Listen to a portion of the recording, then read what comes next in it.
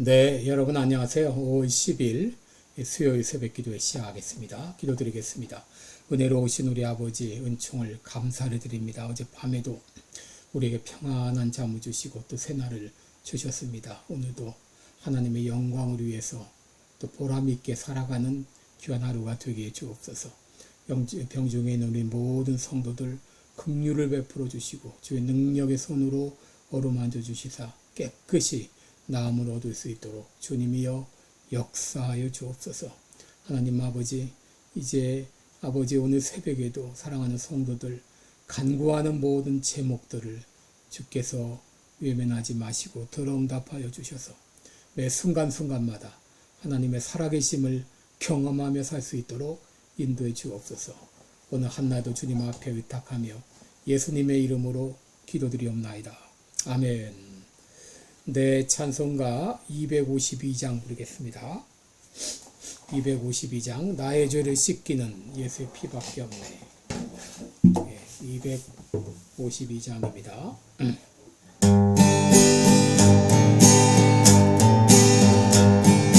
나의 죄를 씻기는 예수의 피밖에 없네. 다시 정케 하기도 예수의 피밖에 없네.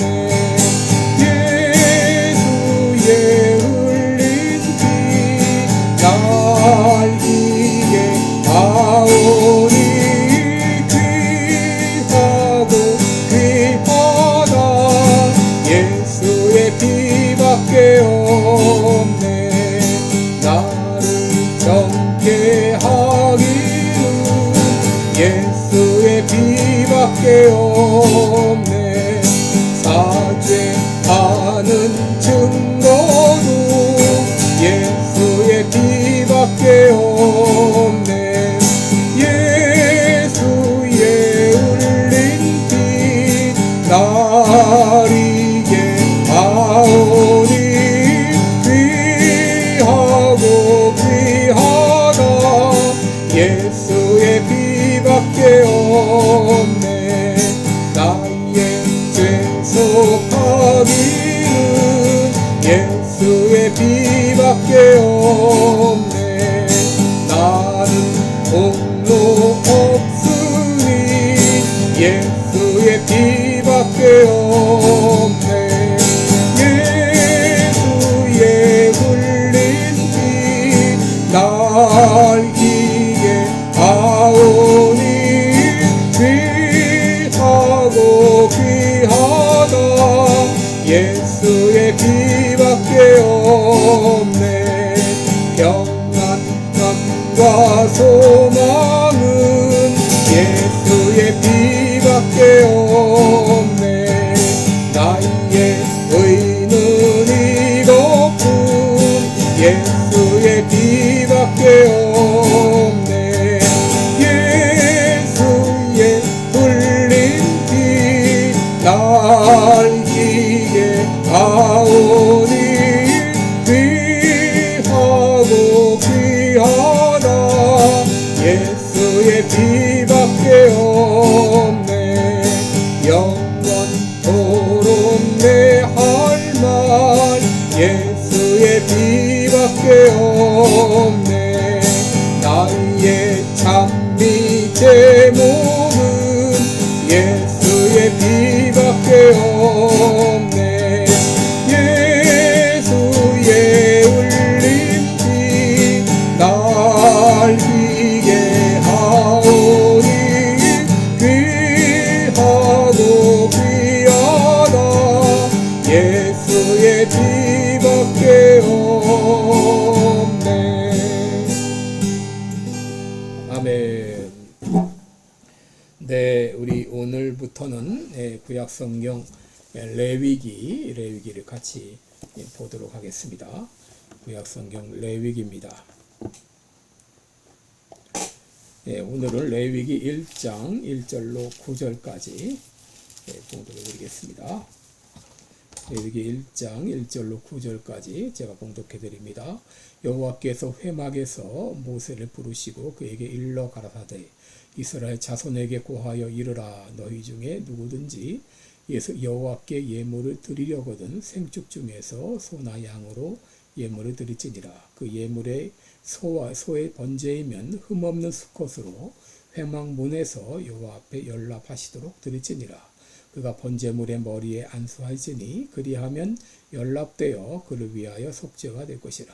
그는 여호와 앞에서 그 수송아지를 잡을 것이요 아론의 자손 제사장들은 그 피를 가져다가 회막문 앞 단 사면에 뿌릴 것이며 그는 또 그 번제의 희생의 가죽을 벗기고 각을 뜰 것이며 제사장 아론의 자손들은 단 위에 불을 두고 불 위에 나무를 벌려놓고 아론의 자손 제사장들은 그 뜬 각과 머리와 기름을 단 윗불 위에 있는 나무에 벌려놓을 것이며 그 내장과 정갱이를 물로 씻을 것이요 제사장은 그 전부를 단 위에 불살라 번제를 삼을지니 이는 화제라 여호와께 향기로운 냄새니라. 아멘.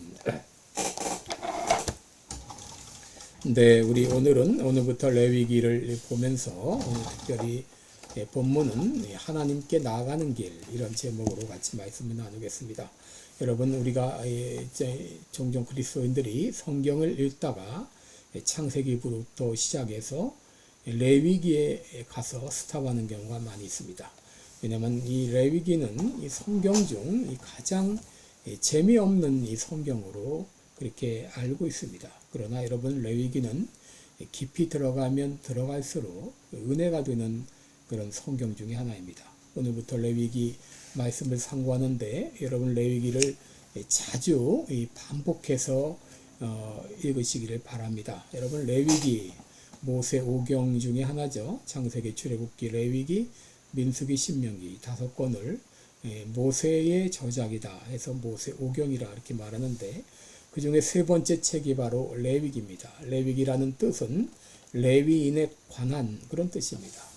이는 하나님께서 레위인과 제사장들에게 하나님께 예배드리는 일을 맡기시고 백성들이 이 규례를 잘 따르도록 그렇게 인도할 책임을 주셨음을 의미합니다.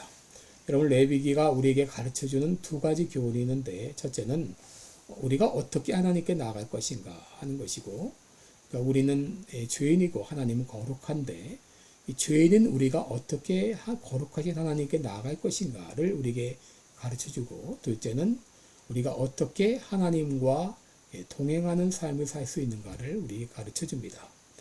여러분 우리가 어떻게 거룩하신 하나님께 나아갈 수 있습니까? 바로 성자 예수 그리스도를 통해서 나아갈 수 있죠. 또 우리가 어떻게 하나님과 동행하는 삶을 살 수 있나요? 바로 성령 하나님과 함께 우리는 하나님과 동행하는 삶을 살 수가 있는 것이죠. 우리는 레위기를 통해서 그 비결을 배울 수 있습니다. 레위기는 크게 네 부분으로 구분할 수 있습니다. 1장부터 10장까지는 제사법과 제사장의 의무에 대해서, 또 11장부터 16장까지는 일상생활 가운데서의 정결법에 대해서, 또 17장으로 22장까지는 하나님의 택함받은 백성이 된다는 의미가 무엇인가 우리에게 가르쳐주고 있고요. 마지막 23장에서 27장까지는 유대 절기들과 특별한 날들에 대해서 기록하고 있습니다.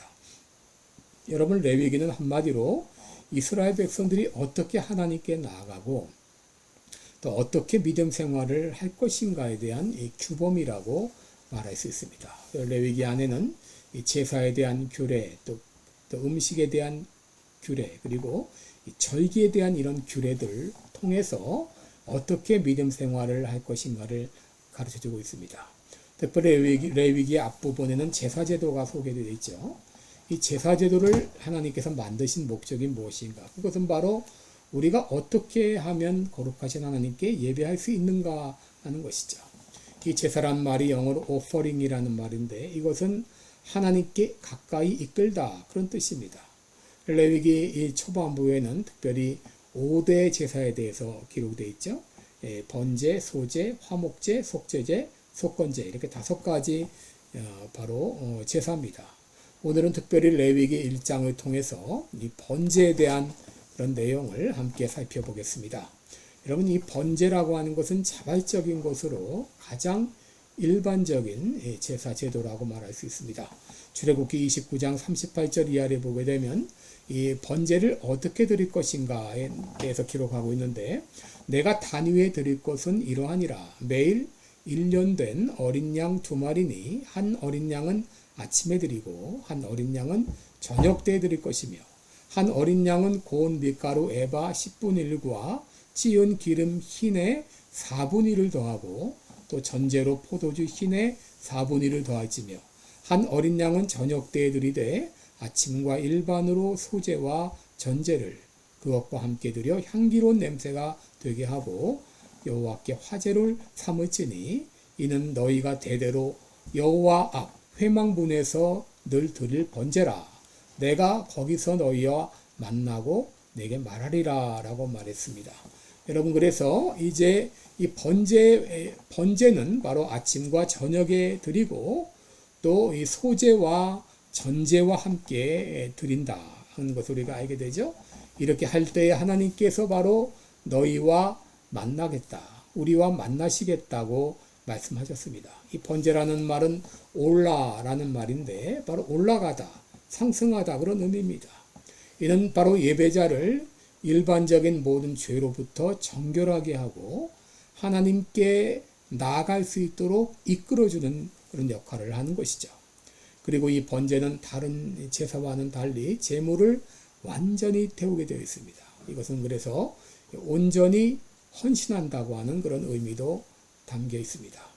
이 번제에 쓰이는 제물은 이 가정 형편에 따라서 다르게 할 수 있는데, 소를 좀 재산이 많은 사람은 소로 할 수 있고, 아니면 그 다음 양이나 염소로 할 수 있고, 돈이 없는 가난한 가정은 비둘기로, 산비둘기로 또 집비둘기로 할 수 있게 되어 있습니다. 여러분, 이 짐승들은 모두 바로 예수님의 모형을 의미합니다. 예수님의 모형으로 그 제물들이, 짐승들이 피 흘려 죽는 것은 바로 앞으로 오셔서 우리의 죄를 위해서 피 흘려 죽어주실 예수님을 상징하는 것이죠. 이런 번제에 드리는 방식은, 번제 드릴 때 가장 먼저 하는 것은 이제 예배자가 제물을 가져와서 이 예배자가 자기가 가져온 그 번제물 그 위에, 머리에 안수하는 일을 합니다. 4절에 보시면 그가 번제물의 머리에 안수할지니 그리하면 연락되어 그를 위하여 속죄가 될 것이다 라고 말했습니다. 여러분, 여기 안수한다 이 말은 이 사마크라는 말인데, 이 말은 지탱하다, 의지하다 혹은 붙잡다 그런 뜻이 있는데요. 그저 이 번제물 위에 살짝 손을 얹어 놓는 그런 정도가 아니라 아주 강하게 누르는 그런 안수입니다. 이 의미는 바로 예배자가 자신의 죄를 전가시킨다 그런 의미가 있습니다. 바로 짐승의 이 제물의 머리에 손을 얹는다고 하는 것은 예배자가 자신의 죄를 깨닫고 있다고 하는 것이고, 그 죄에 대해서 회개하는 마음이 있다고 하는 것을 우리에게 가르쳐주고 있는 것이죠. 이제 그 다음에 하는 일은 이제 짐승을 잡는 일인데, 이것은 이제 제사장들이 하는 일이 짐승을 잡고 그리고 그 피를 회막문 이 앞 사면에 다 뿌리게 됩니다. 5절에 보시면 그는 여호와 앞에서 그 수송아지를 잡을 것이요, 아론의 자손 제사장들은 그 피를 가져다가 회막문 앞 단 사면에 뿌릴 것이며 라고 말했습니다. 그래서 문 앞에 있는 이 단 사면에, 이 주변에 다 뿌린다고 하는 것이죠. 여러분, 이 피가 의미하는 바가 무엇입니까? 여러분, 우리 사람들은 피를 더러운 것으로 생각을 하죠. 그래서 어딘가 피가 묻었다 그러면 얼마나 불결하게 생각합니까? 그러나 사실 이 피는 정말 고귀한 것이죠. 바로 피는 생명의 근원이고, 이 혈액 순환이 제대로 되지 않을 때 사람들은 각종 질병에 걸려서 생명을 잃게 되는 것이죠. 여러분, 그런데 바로 이 구약시대 때 번제물을 가져와서 제사를 드렸던 이런 예배자들은 그들이 알고 있었던 것은 무엇이냐? 바로 짐승의 피가 자기의 죄를 속하지 않는다는 것을 그들은 알고 있었습니다. 짐승의 피가 자기를 구원하지 못한다는 것을 그들은 알고 있었습니다.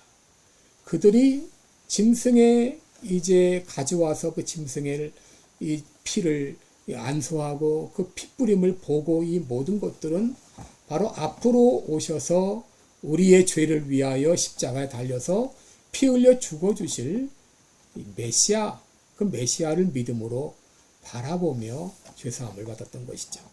여러분 요한복음 19장 34절을 보게 되면 예수님이 십자가 달려셨을 때에 한 군병이 창으로 옆구리를 찌르니 곧 피와 물이 나오더라. 그런 말이 나옵니다.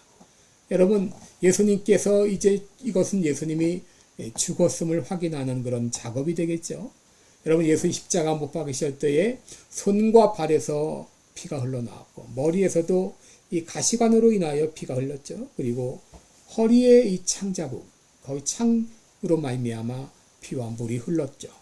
바로 이 레위기에서의 짐승의 피는 이처럼 앞으로 오셔서 십자가에서 피 흘려 죽어주실 예수 그리스도의 피를 상징했던 것이죠. 히브리서 9장 12절로 14절에 보시면 염소와 송아지의 피로 아니하고 오직 자기 피로 영원한 속죄를 이루사 단번에 성소에 들어가셨느니라. 염소와 황소의 피와 및 암송아지의 죄로 부정한 자에게 뿌려 그 육체를 정결케 하여 거룩케 하거든. 하물며 영원하신 성령으로 말미암아 흠없는 자기를 드린 하나님께 드린 그리스도의 피가 어찌 너희 양심으로 죽은 행실에서 깨끗하게 하고 살아계신 하나님을 섬기게 못하겠느냐 그랬습니다. 여러분 구약시대 때 흘려졌던 이 소나 혹은 양과 염소의 피는 사실 이것은 가짜죠. 하나의 심볼일 뿐입니다. 그럼에도 그들이 앞으로 오실 메시아를 바라보면서 속죄함을 받았다고 하게 되면 바로 그 심볼에 실제이신 예수님이 오셔서 친히 우리를 위해서 피 흘려 죽으셨다고 하게 되면 그 피가 어떻게 우리를 깨끗하게 하지 못하겠느냐 이제 그런 말입니다. 바로 이 피를 제단에 뿌리는 것은 앞으로 오셔서 죽어주실 예수님의 피를 의미하는 것이죠. 그 다음에는 이제 가죽, 짐승의 가죽을 벗기고 각을 뜨게 됩니다. 6절을 보시면 그는 또 그 번제 희생의 가죽을 벗기고 각을 뜰 것이요 그랬습니다. 희생물의 가죽을 벗긴다고 하는 것은 진실하지 못한 것을 버린다는 그런 의미이고 각을 뜬다 이 말은 구별된 생활을 의미합니다. 여러분 이렇게 죄가 정결함을 받았을 때 백성들은 겸손한 마음으로 하나님께 나아갈 수 있게 된 것입니다. 그리고 하나님은 백성들의 죄를 예배를 받아주십니다. 그래서 9절과 13절 17절에 세 번에 걸쳐 반복해 나오는 것이 바로 뭐냐면 여호와께 향기로운 냄새니라 라고 말했습니다. 이것은 바로 하나님께서 그 제사를 받아주셨음을 의미하는 것이죠. 그리고 이 번제물의 재는 진 밖에 정결한 곳에서 버리고 가죽은 제사장이 가져가게 됩니다.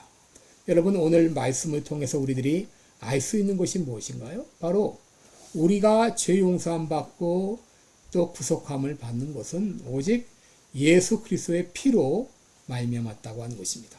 에베소 1장 7절에 우리가 그리스도 안에서 그의 은혜의 풍성함을 따라 그의 피로 예수님의 피로 말미암아 구속 곧 죄사함을 받았다라고 말했고 또 베드로전서 1장 18절 19절에서도 너희가 알거니와 너희 조상의 유전한 망령된 행실에서 구속된 것은 은이나 금같이 없어질 것이 얻어한 것이 아니라 오직 흠없고 점없는 어린 양 같은 그리스도의 보배로운 피로 한 것이니라 라고 말했습니다.